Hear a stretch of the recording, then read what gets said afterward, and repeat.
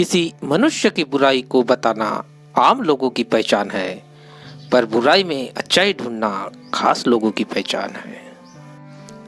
केवल पैसों से कोई धनवान नहीं होता। असली धनवान वह है जिसके पास अच्छी सोच, मधुर व्यवहार और सुंदर विचार है। सफल वह है जो अपने दुश्मनों पर नहीं बल्कि अपनी इच्छाओं पर विजय पा लेता है। अगर किसी मनुष्य को जीवन में सफलता हासिल करनी है तो उन्हें गौतम बुद्ध की जीवन कथा तथा कहानियाँ जरूर देखनी, सुननी और पढ़नी चाहिए। वह एक ऐसे महान व्यक्ति है जिन्होंने जीवन का ऐसा ज्ञान प्राप्त किया जो मानवता का कल्याण करने के लिए सर्वश्रेष्ठ है। बच्चों को उनकी कहानियाँ जरूर पढ़नी, देखनी और सुननी चाहिए ताकि कम उम्र में ही तार्किक शक्ति व बौद्धिक स्तर का विकास हो सके। नमो बुद्धाय दोस्तों, बुद्धा 2.0 में इस YouTube चैनल में आपका स्वागत है। दोस्तों, आज के इस वीडियो में हम बात करेंगे रोज के दैनंदिन जीवन में हमें 4 परेशानियां आती रहती है और उससे हम कैसे निपटेंगे और जीवन के ये 4 तत्व क्या है, ये हम आज इस कहानी के माध्यम से जानेंगे। महात्मा गौतम बुद्ध ने सही कहा है कि जीवन है तो समस्याएं भी होगी और समस्या है तो उसका हल भी जरूर होगा। बस हमें समस्याओं से डरना नहीं बल्कि अपना कार्य करते रहना चाहिए। हम समस्या का समाधान ढूंढना चाहते हैं लेकिन समस्या की जड़ तक नहीं पहुंच सकते और उसकी कोशिश ही नहीं करते। गौतम बुद्ध की कहानियाँ आज की पीढ़ी के लिए प्रेरणा स्रोत है। तो दोस्तों, वीडियो में आगे बढ़ने से पहले हम आपको यह बता दें कि वीडियो को लाइक और चैनल को सब्सक्राइब करके बेल आइकन प्रेस कर देना ताकि हमारे आने वाले महात्मा बुद्ध के उपदेश वाले वीडियो आप तक सबसे पहले पहुंच सके। तो दोस्तों, पहले बात करते हैं हम समस्याओं का समाधान हम कैसे कर सकते हैं। भगवान बुद्ध अक्सर अपने शिष्यों को शिक्षा प्रदान करते थे।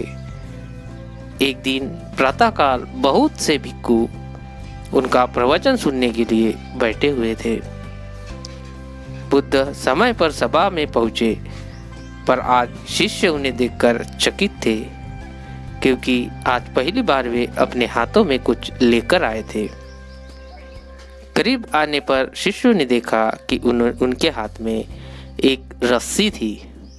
बुद्ध ने आसन ग्रहण किया और बिना किसी से कुछ कहे वे रस्सी में गांठ बांधने लगे। वहां उपस्थित सभी लोग यह देख सोच रहे थे कि अब बुद्ध आगे क्या करेंगे। तभी बुद्ध ने सभी से एक प्रश्न किया, मैंने इस रस्सी में 3 गांठें लगा दी है।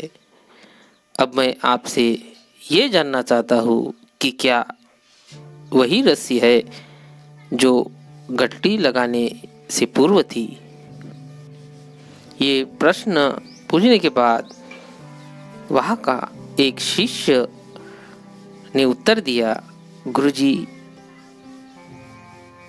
इनका उत्तर देना थोड़ा कठिन है। ये वास्तव में हमारे देखने के तरीके पर निर्भर करता है। एक दृष्टिकोण से देखे तो रस्सी वही है, इसमें कोई बदलाव नहीं आया है। दूसरी तरह से देखे तो अब इनमें 3 गांठें लगी हुई है जो पहले नहीं थी। अंततः इसे बदला हुआ कह सकते हैं, पर यह बात भी ध्यान देने वाली है कि बाहर से देखने में भले ही ये बदली हुई प्रतीत हो, पर अंदर से तो ये वही है जो पहले थी। इनका बुनियादी स्वरूप अपरिवर्तित है। तब महात्मा बुद्ध कहते हैं, सत्य है, अब मैं इन गांठों को खोल देता हूँ। यह कहकर बुद्ध रस्सी के दोनों सिरों को एक दूसरे से दूर खींचने लगे। उन्होंने पूछा, तुम्हें क्या लगता है इस प्रकार इन्हें खींचने से क्या मैं इन गांठों को खोल सकता हूँ? तब एक शिष्य ने कहा, नहीं नहीं, ऐसा करने से तो ये गांठें और भी कस जाएगी और इन्हें खोलना और मुश्किल हो जाएगा। एक शिष्य ने शीघ्रता से यह उत्तर दिया। उस पर बुद्ध ने कहा, ठीक है, अब एक आखिरी प्रश्न, बताओ इन गांठों को खोलने के लिए हमें क्या करना होगा? शिष्य बोला, इनके लिए हमें इन गांठों को गौर से देखना होगा ताकि हम जान सके कि इन्हें कैसे लगाया गया है और फिर हम इन्हें खोलने का प्रयास कर सकते हैं। तब महात्मा बुद्ध कहते हैं, मैं यही सुनना चाहता हूँ। मूल प्रश्न यही है कि जिस समस्या में तुम फंसे हो वास्तव में उसका कारण क्या है? बिना कारण जाने निवारण असंभव है। मैं देखता हूँ कि अधिकतर लोग बिना कारण जाने ही निवारण करना चाहते हैं। कोई मुझसे ये नहीं पूछता कि मुझे क्रोध क्यों आता है। लोग पूछते हैं कि मैं अपने क्रोध का अंत कैसे करूं। कोई यह प्रश्न नहीं करता कि मेरे अंदर अहंकार का बीज कहाँ से आया। लोग पूछते हैं कि मैं अपना अहंकार कैसे खत्म करूं। और फिर महात्मा बुद्ध ने शिष्य को समझाते हुए कहा, जिस प्रकार रस्सी में गांठें लग जाने पर भी उसका बुनियादी स्वरूप नहीं बदलता, उसी प्रकार मनुष्य में भी कुछ विकार आ जाए उससे उसके अंदर से अच्छाई की बीज खत्म नहीं होते।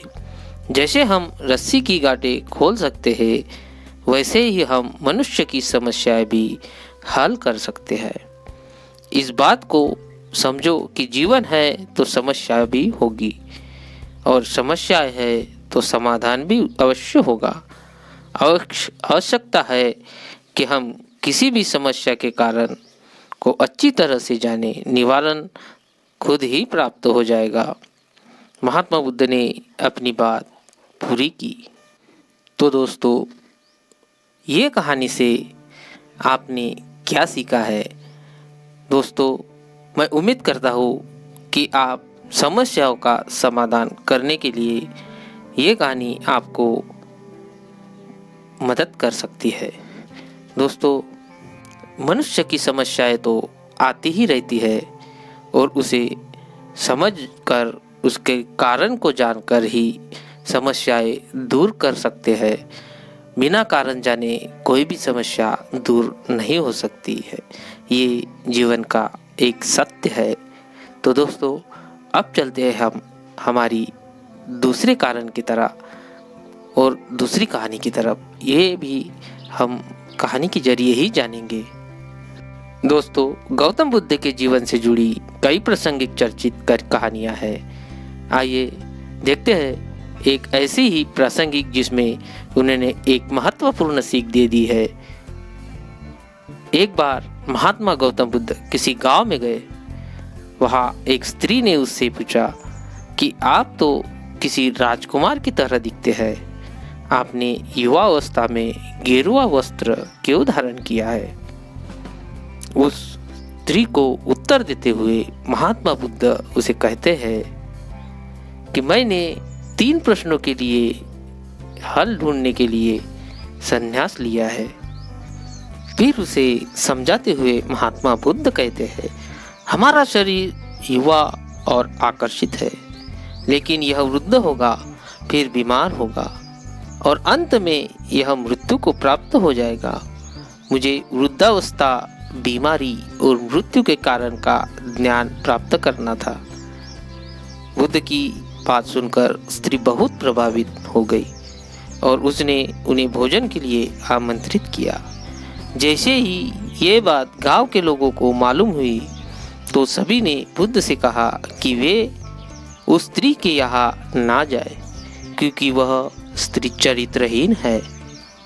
उसके बाद महात्मा बुद्ध ने उस गांव के सरपंच से पूछा, क्या ये बात सही है? सरपंच ने भी गांव के लोगों की बात में सहमति जताई।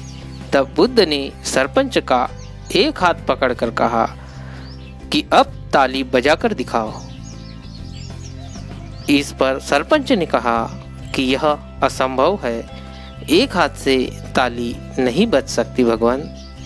तो उसे समझाते हुए महात्मा बुद्ध ने कहा, ठीक है, ठीक इसी प्रकार कोई स्त्री अकेले ही चरित्रहीन नहीं हो सकती है। यदि इस गांव के पुरुष चरित्रहीन नहीं होते तो वह स्त्री भी चरित्रहीन नहीं होती। गांव के सभी पुरुष बुद्ध की ये बात सुनकर शर्मिंदा हो गए। दोस्तों, महात्मा बुद्ध की यह बात सुनकर आपके विचार में क्या आया है, यह हमें नीचे कमेंट बॉक्स में ज़रूर बता देना। दोस्तों, अगर हम किसी पर उंगली उठाते हैं तो हमें यह जानना आवश्यक है कि हम क्या है और हमारे विचार में क्या है। दोस्तों, दूसरों पर उंगली उठाने से पहले अपने आप को अंदर से झांक के देखो, तभी आप दूसरों पर उंगली नहीं उठा सकते। दोस्तों, अब बढ़ते हैं हमारे तीसरी कहानी की तरफ।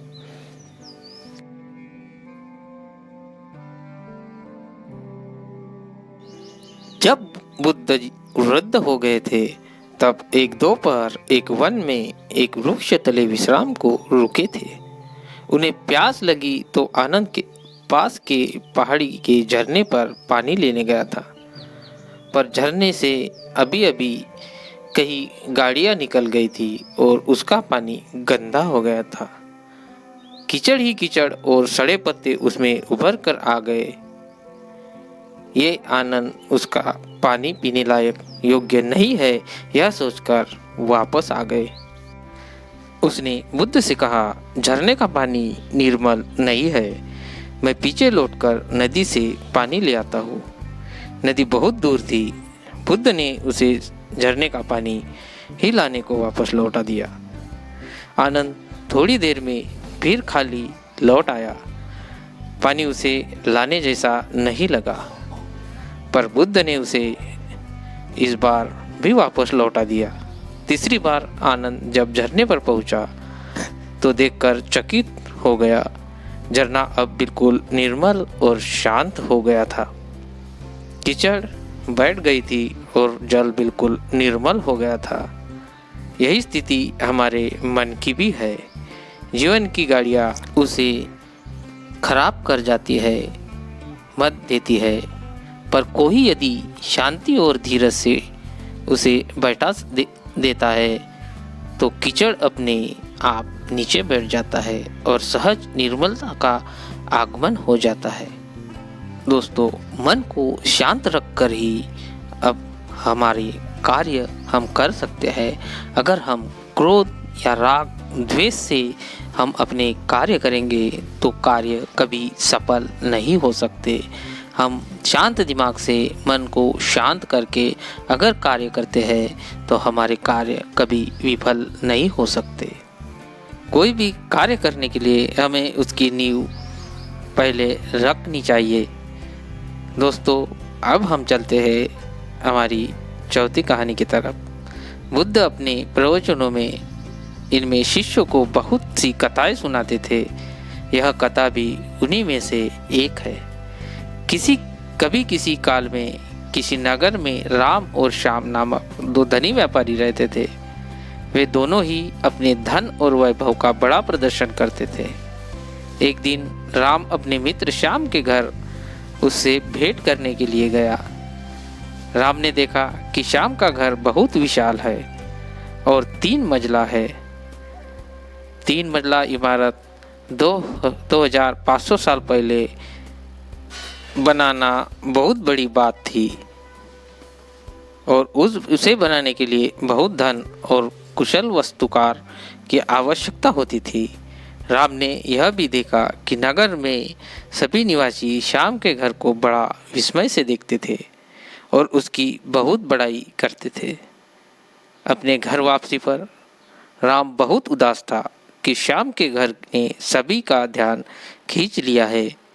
उसने उसी वास्तुकार को बुलवाया जिससे श्याम का घर बनाया था।